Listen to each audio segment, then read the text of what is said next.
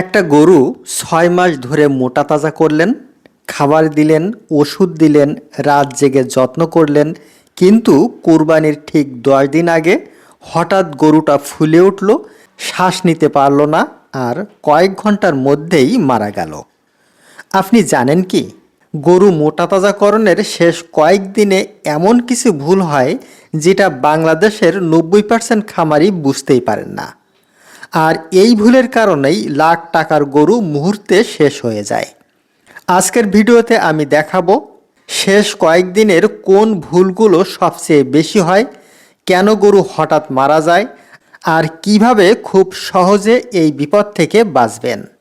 ভিডিওটি শেষ পর্যন্ত দেখুন, কারণ শেষের টিপসটি আপনার পুরো খামার বাঁচিয়ে দিতে পারে।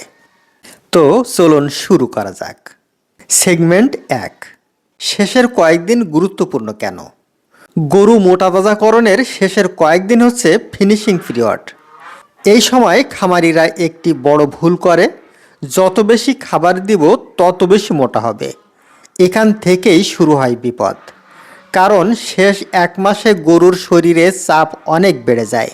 হজমতন্ত্র, লিভার, ফুসফুস সব কিছু অতিরিক্ত কাজ করতে থাকে। যদি হঠাৎ অতিরিক্ত দানাদার খাবার, ভুট্টা গুঁড়া, রাইস পলিশ, গুড় বা কনসেন্ট্রেট বাড়িয়ে দেন, তাহলে গরুর পাকস্থলীতে অ্যাসিড বেড়ে যায়। ফলাফল বদহজম, পেট ফাঁপা, অ্যাসিডোসিস, দাঁড়াতে না পারা, হঠাৎ মৃত্যু। সেগমেন্ট ২, সবচেয়ে মারাত্মক ভুল, হঠাৎ খাবার বাড়ানো।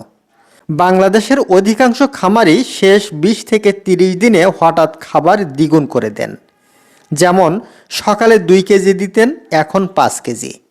হঠাৎ বেশি ভুট্টা, বেশি গমের ভুসি, বেশি রাইস পলিশ, গুড় মিশিয়ে অতিরিক্ত খাওয়ানো, এতে গরুর রুমেন বা প্রথম পাকস্থলী ভয়াবহ চাপে পড়ে। রুমেনে কোটি কোটি উপকারী ব্যাকটেরিয়া থাকে, এরা ধীরে ধীরে খাবারের সাথে মানিয়ে নেয়। কিন্তু আপনি যদি হঠাৎ খাবার বাড়ান, ব্যাকটেরিয়ার ভারসাম্য নষ্ট হয়, গ্যাস তৈরি হয়, পেট ফুলে যায়, গরু হাঁফাতে শুরু করে। অনেক সময় খামারি ভাবে গরু তো শুধু একটু ফুলেছে, কিন্তু কয়েক ঘন্টার মধ্যেই গরু মারা যেতে পারে। সেগমেন্ট ৩, শুধু দানাদার খাবার, খড় কম, বড় ভুল। অনেকে মনে করেন খড় দিলে লাভ নাই, শুধু দানাদার দিলেই দ্রুত মোটা হবে। এটা অত্যন্ত বিপজ্জনক চিন্তা। খড়, ঘাস বা আঁশ জাতীয় খাবার গরুর রুমেন ঠিক রাখে। যদি শুধু কনসেন্ট্রেট দেন, রুমেন অ্যাসিডিক হয়ে যায়, জাবর কাটা কমে যায়, লালা কম তৈরি হয়, হজম ভেঙে পড়ে। তারপর শুরু হয় পাতলা পায়খানা, খাওয়া কমে যাওয়া, দাঁড়িয়ে থাকতে কষ্ট, হঠাৎ পড়ে যাওয়া। শেষ ১ মাসে কখনোই আঁশযুক্ত খাবার কমাবেন না।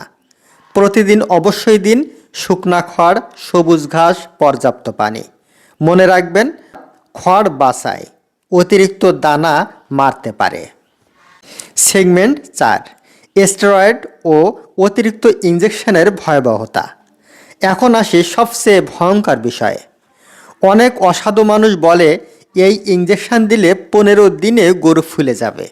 খামারি না বুঝেই স্টেরয়েড ব্যবহার করে, যেমন ডেক্সামেথাসোন, কিছু ক্ষতিকর হরমোন, অতিরিক্ত ভিটামিন ইনজেকশন।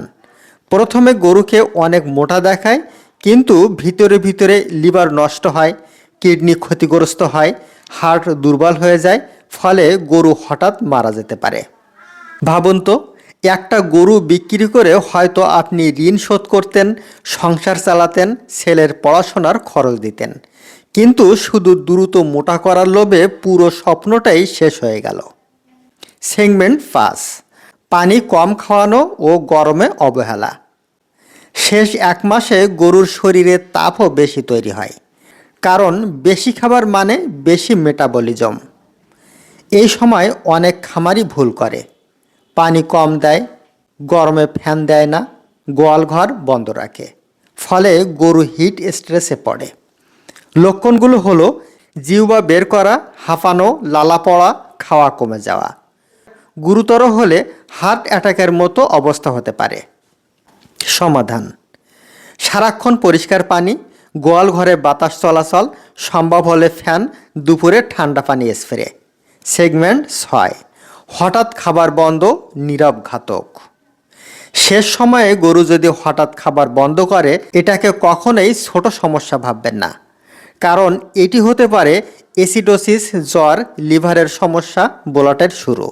অনেক খামারি অপেক্ষা করে দেখি কালকে ঠিক হয় কিনা। এই অপেক্ষাতেই অনেক গরু মারা যায়। জরুরি করণীয়: যদি গরু জাবর না কাটে, খাওয়া বন্ধ করে, পেট ফুলে যায়, শ্বাসকষ্ট হয়, তাহলে দ্রুত ভেটেরিনারি ডাক্তারের সাথে যোগাযোগ করুন। সেগমেন্ট 7: নিরাপদ মোটাতাজাকরণের সোনার নিয়ম। চলুন জেনে নেই নিরাপদ মোটাতাজাকরণের সোনার নিয়ম। ধীরে ধীরে খাবার বাড়ান। প্রতি 5 থেকে 7 দিনে অল্প অল্প করে বাড়াবেন। আঁশযুক্ত খাবার রাখুন। খড় ও ঘাস কখনো বাদ দেবেন না। পরিষ্কার পানি দিন। দিনে কয়েকবার পানি চেক করুন। স্টেরয়েড থেকে দূরে থাকুন। দ্রুত মোটা করার লোভ করবেন না। প্রতিদিন গরু পর্যবেক্ষণ করুন, জাবর কাটছে কিনা দেখুন। গরম নিয়ন্ত্রণ করুন। ফ্যান ও বাতাস নিশ্চিত করুন। মনে রাখবেন, গরুকে শুধু মোটা করাই সফলতা না, সুস্থ রেখে বিক্রি করতে পারাটাই আসল সফলতা। শেষ 1 মাসের ভুলে যেন আপনার পুরো বছরের পরিশ্রম শেষ না হয়ে যায়। আপনি যদি একজন সচেতন খামারি হন, তাহলে আজ থেকেই এই ভুলগুলো বন্ধ করুন। ভিডিওটি শেয়ার করুন যাতে আর কোনো খামারির গরু অকারণে মারা না যায়। কমেন্টে লিখুন, আপনি কি কখনো এমন সমস্যার মুখোমুখি হয়েছেন? আর গরু পালন ও মোটাতাজাকরণের বাস্তব তথ্য জানতে এখনই সাবস্ক্রাইব করুন। ধন্যবাদ।